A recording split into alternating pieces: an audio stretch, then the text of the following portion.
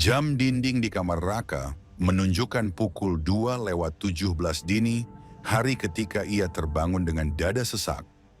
Bukan karena mimpi buruk, melainkan karena suara, tangisan, pelan, serak, dan terputus-putus, seperti anak kecil yang kehabisan tenaga.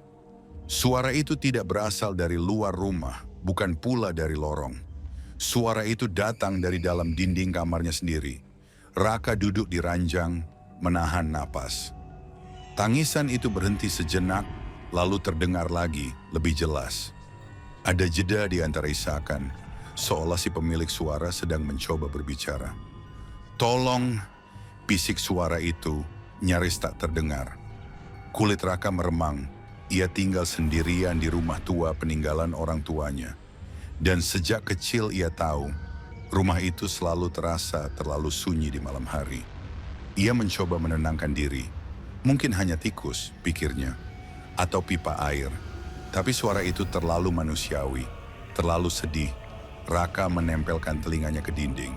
Detak jantungnya berpacu ketika ia menyadari tangisan itu tepat di balik lapisan tembok tipis itu. "Ada siapa di sana?" tanyanya dengan suara bergetar.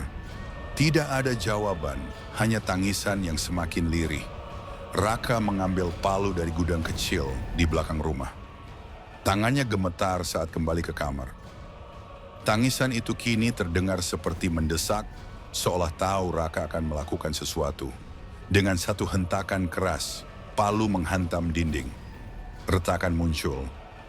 Debu berjatuhan. Tangisan berhenti mendadak. Kesunyian itu justru terasa lebih menakutkan. Ia memukul lagi dan lagi, hingga lubang sebesar kepala terbuka di dinding. Dari balik rongga tembok, Raka melihat sesuatu yang tak ia duga. Sebuah speaker tua, berdebu, terpasang rapi menghadap keluar. Lampu kecil di sudutnya masih menyala hijau. Saat speaker itu mengeluarkan suara lagi, Raka tersentak. Tangisan anak kecil kembali terdengar, persis seperti sebelumnya.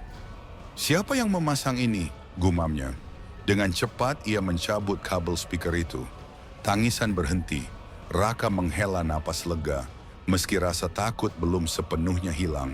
Namun kelegaannya hanya berlangsung beberapa detik. Tangisan itu terdengar lagi. Bukan dari speaker. Raka membeku. Suara itu kini terdengar lebih dalam, lebih berat. Ia menyorotkan senter ponselnya ke dalam rongga tembok dan melihat sesuatu di balik speaker. Sebuah recorder kecil, model lama dengan tombol-tombol fisik. Kabel speaker ternyata terhubung ke alat itu. Layar kecilnya menampilkan tulisan "Playing File 03". Dengan jari kaku, Raka menekan tombol stop. Suara berhenti. Keheningan menyelimuti kamar. Ia menelan ludah, lalu menekan tombol play. Tangisan kembali terdengar. Namun kali ini Raka merasa napasnya tercekat. Ia mengenali suara itu. Bukan suara anak kecil. Itu suaranya sendiri. Isakan berat, napas terputus-putus, dan suara memohon yang sangat ia kenal. "Tolong, aku terjebak. Tolong aku." Suara itu adalah suara Raka, tapi terdengar lebih muda, lebih putus asa. Kakinya melemas. Ia jatuh terduduk di lantai. "Tidak. Ini tidak mungkin," bisiknya. Ia tidak pernah merekam suara seperti itu. Setidaknya, ia tidak mengingatnya. Rekaman itu berlanjut. Dalam suara tangisnya sendiri, Raka mendengar latar suara samar, ketukan keras, seperti seseorang memukul dinding dari dalam. Ketukan yang sama yang baru saja ia lakukan. Lampu kamar tiba-tiba berkedip, lalu padam. Kegelapan menelan segalanya kecuali cahaya layar recorder. Di tengah gelap, Raka mendengar suara lain. Tangisan anak kecil kembali terdengar. Kali ini tepat di belakangnya. Napas hangat menyentuh tengkuknya. "Sekarang kamu dengar kan?" bisik suara anak itu. Raka menoleh perlahan. Tidak ada siapa-siapa. Tapi di dinding seberang kamar, terdengar ketukan pelan dari balik tembok. Ketukan yang berirama. Seolah ada seseorang di dalam sana mencoba keluar. Recorder di tangannya berbunyi klik, berpindah ke file berikutnya. File 4, recording.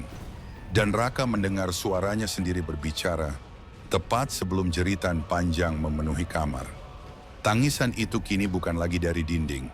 Tangisan itu keluar dari mulut Raka sendiri.